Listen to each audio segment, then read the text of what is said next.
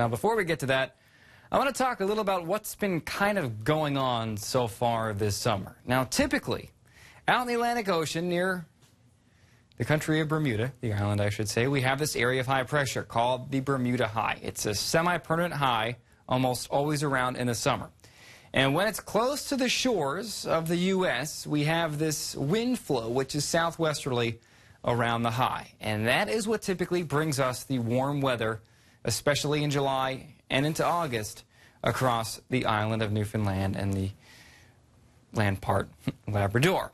Now, this summer, the high has either been almost non-existent or displaced much farther to the east than it is normally. So essentially, the warm air is still hitting the U.S., but it's kind of bypassing Newfoundland and Labrador to the south, allowing the jet stream and a very active weather pattern to also be a little bit farther south than usual, which is why we've been seeing some of the cooler and wetter weather as of late.